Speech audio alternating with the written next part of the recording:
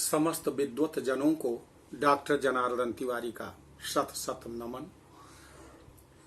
आज मैं आपको आत्म परिचय भाग 75 के अंतर्गत मृत्युलोक से यमलोक तक की यात्रा का स्वयं द्वारा अनुभूत वर्णन करने जा रहा हूं। इसके लिए आपसे निवेदन है कि आप मेरी इन बातों पर ध्यान देने की कृपा करें।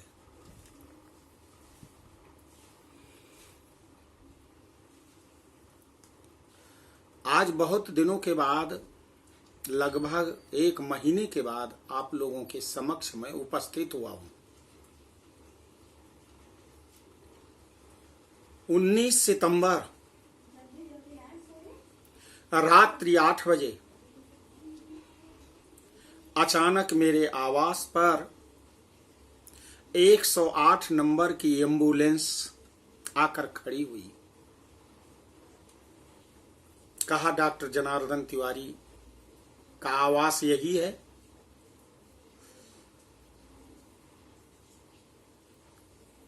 मैं निकला, मैंने कहा हाँ। एचएल की सिक्योरिटी के कुछ सदस्य भी साथ में थे। कहा चलिए। मैंने अपना सामान लिया, एक झोला लिया और कुछ कपड़े वगैरह रख लिए। इसके बाद एम्बुलेंस में बैठ गया। आसपास लोग आश्चर्यचकित हो गए कि यह क्या हो रहा है। जाते वक्त मेरी छोटी बेटी कोमल के आंखों में आंसू आ गए। वो रोने लगी। उसकी मां ने कहा, मत रो, कितना भी हो, बैठ तो गया मैं। जैसे ही एम्बुलेंस प्रस्थान करने लगी, वैसे मेरे भी आंखों में आंसू आ गए।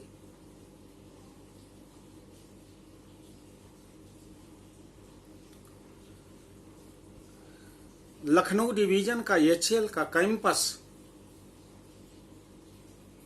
क्रॉस करने के बाद अचानक मेरे विद्यालय की प्रधानाचार्य का, कैप्टन श्रीमती किरण मिश्रा का फोन आया। कैसे हैं डॉक्टर साहब? मेरे आंखों में आंसू थे, मैं रो रहा था। वाणी अवरुद्ध थी। लग रहा था कि अब लौटना हो या ना हो, क्योंकि इसी 4 सितंबर को मेरे प्रिय और बहुत जिनको प्रेम करता था, मेरे अनुज छोटे भाई की मृत्यु हो चुकी। उन्होंने कहा, डॉक्टर साहब आप क्यों रो रहे हैं? क्या होगा? ज्यादा से ज्यादा यही होगा कि मृत्यु आ जाएगी, और मृत्यु आ जाएगी तो मोक्ष प्राप्त होगा।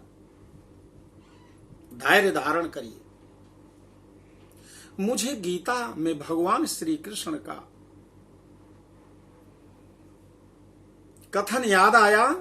अर्जुन को कहते हैं कि हतो वा प्राप्स्यसि स्वर्गम जित्वा वा भोक्ष्यसे महीम तस्मात् उत्तिष्ठ कौन्तेय युद्धाय कृत निश्चयः।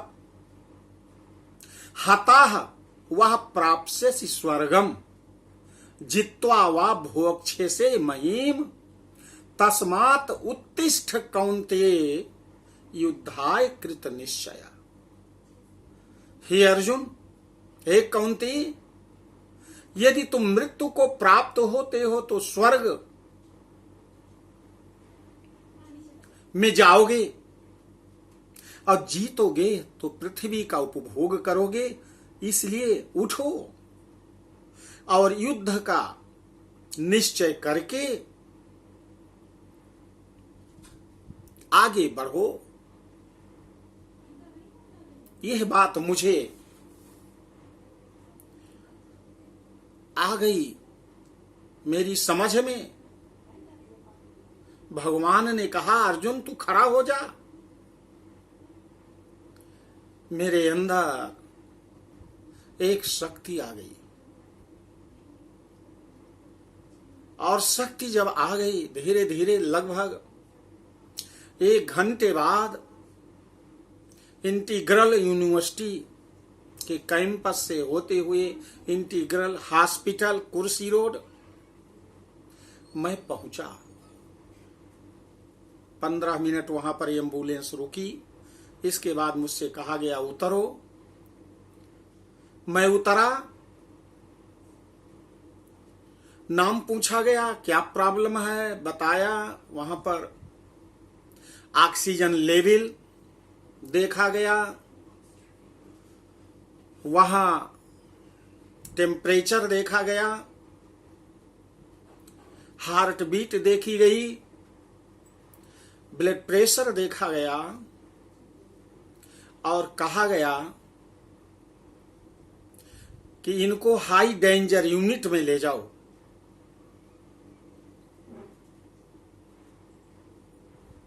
वहां गया, और जाने के बाद अंदर प्रवेश किया। बहुत मुश्किल से एक बेड मिला। जाते ही उस पर मैं लेट गया। मेरी सांस फूल रही थी। आज तक ऐसा कभी नहीं हुआ। यह घटना मैं आपको बता रहा हूं।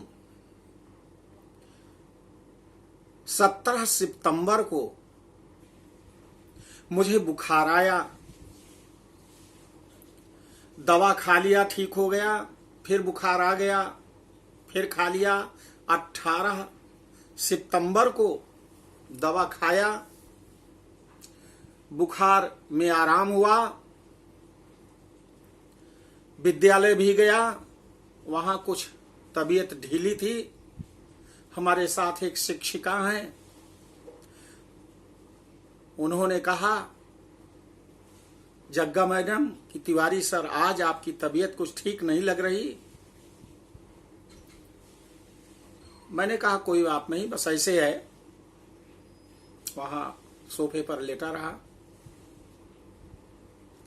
19 को हम जब सुबह उठे तो मुझे सांस लेने में प्रॉब्लम और बुखार फिर आ गया।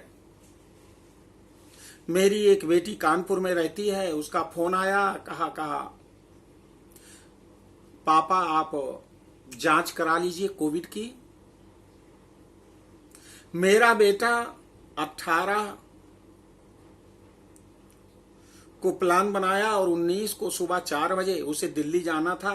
6 बजे की फ्लाइट पकड़नी थी। 4 बजे प्रणाम करके चला गया। मैं 1 बजे तक, 19 तारीख को शनिवार था, विद्यालय बंद था। मेरे दिमाग में आया कि मैं चेक करा लूं जाऊं, और मेरे आवास से 2 किलोमीटर की दूरी पर हॉस्पिटल है। कोई नहीं मिला। मेरी बेटी और पत्नी ने कहा ओला कर लो। मैंने कहा नहीं, पैदल चला जाऊंगा। और पैदल मैं चला गया 2 किलोमीटर, और वहां पहुंचा तो पूछा डॉक्टर ने का आधार कार्ड ही भूल गया। कोई जांच नहीं हुई। फिर मैं उल्टे पांव पैदल ही एचएल में आ गया।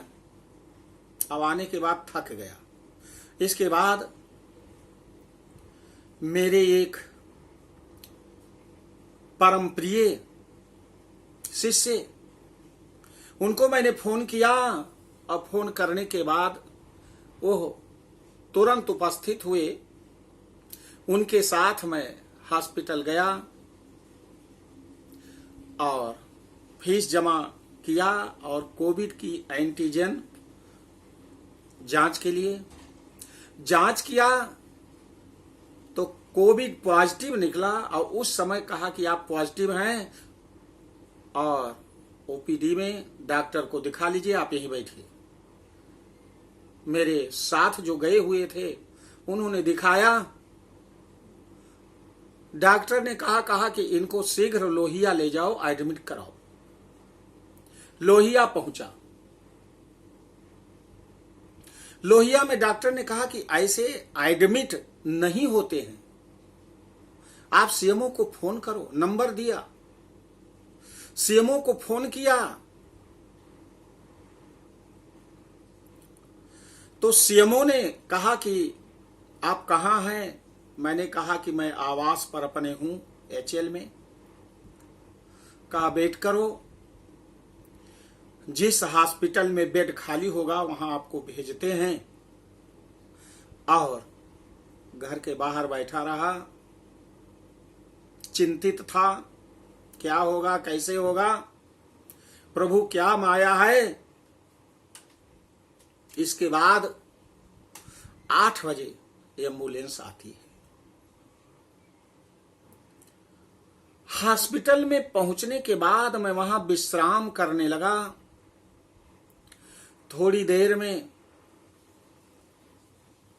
डॉक्टर के आदेशानुसार नर्स ने मुझे 2 इंजेक्शन लगाया, दवा दिया और खाने की कोई इच्छा नहीं हुई। ले तो आया भोजन, लेकिन जरा सा खा करके और छोड़ दिया। मेरे समीप एक चतुर्वेदी जी थे, उन्होंने कहा कि देखो यहाँ अस्पताल में यहाँ की दवाई पानी और भोजन अच्छा लगे या ना लगे, इसको लेते रहिए तभी स्वस्थ होंगे।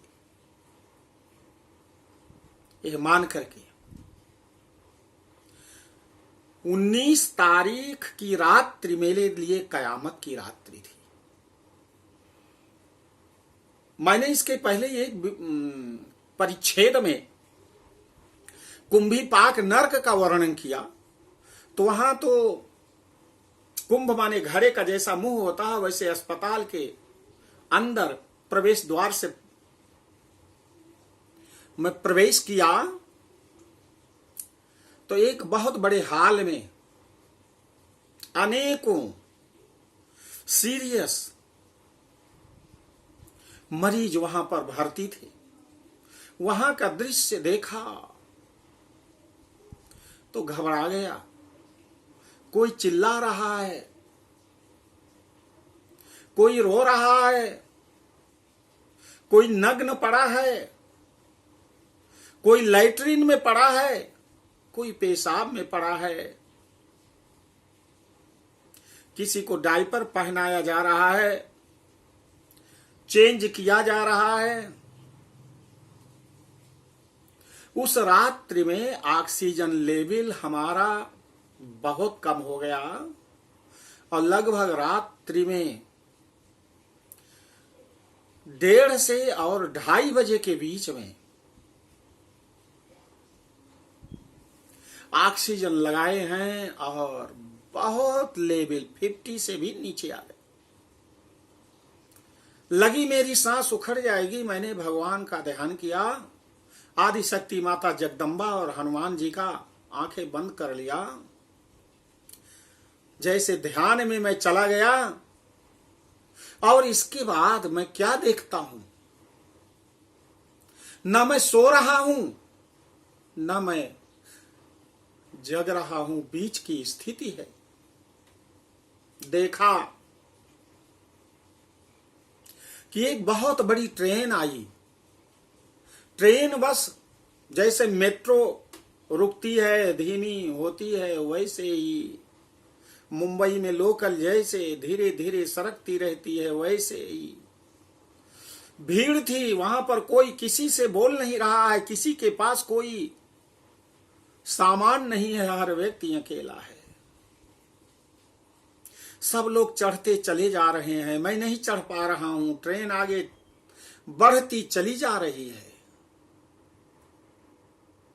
बहुत परेशान हूं, कैसे ट्रेन में पकड़ूं। जब पीछे मैं गया, ट्रेन आगे सरकती हुई, तो गार्ड के डिब्बे के पास मैंने कहा कि गेट के पास लगे हुए छड़ को मैं पकड़ लूं, और जैसे पकड़ना चाहा वैसे गार्ड ने आकर के कहा, आपकी ट्रेन नहीं है, आप वापस जाओ। उस रात्रि बड़ी निराशा हुई, ट्रेन भी मेरी छूट गई है।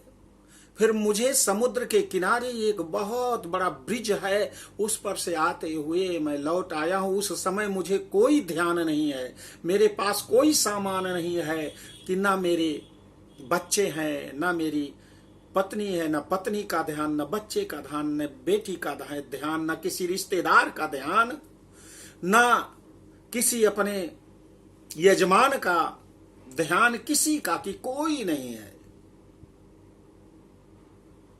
और मैं लौट आया।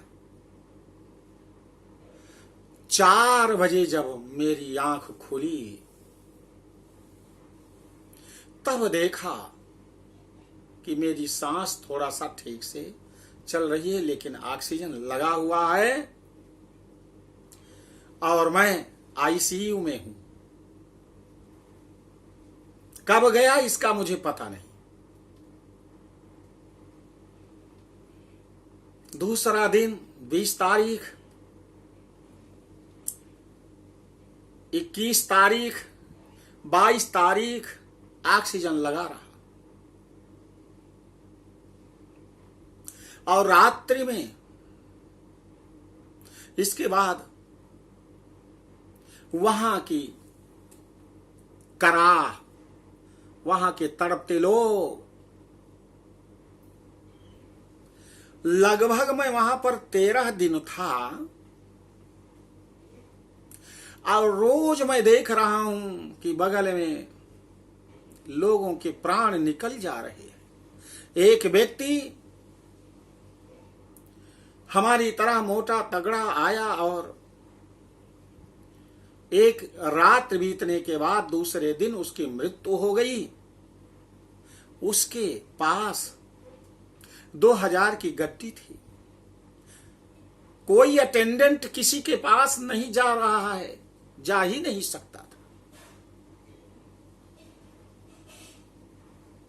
एक को देखा, एक महिला थी, सोने चांदी के आभूषण उसके शरीर पर थे, और उसकी मृत्यु हो गई। मृत्यु होने के बाद वो आभूषण, वो रुपया, वो पैसा, सब कुछ हटा लिया जा रहा था, और बड़े से बैग में उस बॉडी को डाल करके, चैन से बंद करके, और जिसका एक बड़ा सा पेपर लगा करके, क्या नाम है, क्या मोबाइल नंबर है, पेशेंट नंबर, आधार नंबर, सब कुछ। तो ऐसे दृश्य रोज देखने को मिल रहे थे। हिम्मत नहीं है, एकदम कमजोरी आ गई है। बगल बेड पर मृत्यु हो रही है, वहीं पर बैठा हुआ हर व्यक्ति, कोई नाश्ता कर रहा, कोई पानी पी रहा है। ऐसी स्थिति को देख करके बहुत दर्दनाक कि इस दुनिया संसार में कुछ नहीं है भैया, किसी से न ईर्ष्या, न द्वेष, न क्रोध, न छल प्रपंच, न कपट, न धोखा, किसी से मत करो, कुछ नहीं जाएगा। छल प्रपंच धोखा से करके आप जमीन हड़प लेंगे, रुपया पैसा ले लेंगे, सोना चांदी ले लेंगे, ये किसी का नहीं होता है। जिसके हाथ में है उसी का है। पैसे से किसी की जान नहीं बचती है, जाएगा तो धर्म ही साथ जाएगा। जैसे कि मेरा तो टिकट बिल्कुल एकदम कन्फर्म और पक्का था, लेकिन ट्रेन उस दिन नहीं थी। नहीं तो आज मैं आपके सामने यह अनुभूत वर्णन न कर पाता स्वयं के द्वारा। लेकिन इतना है कि मेरा रिजर्वेशन हो गया है। आरक्षण हो गया है। अब हो सकता हो आरक्षण ट्रेन से प्लेन का भी हो जाए। तो जीवन में इतना समझो, उन्होंने वो गार्ड कोई नहीं, वो महाकाल थे। महाकाल ने कहा कि अभी आपकी ट्रेन नहीं है। उन्होंने वापस किया।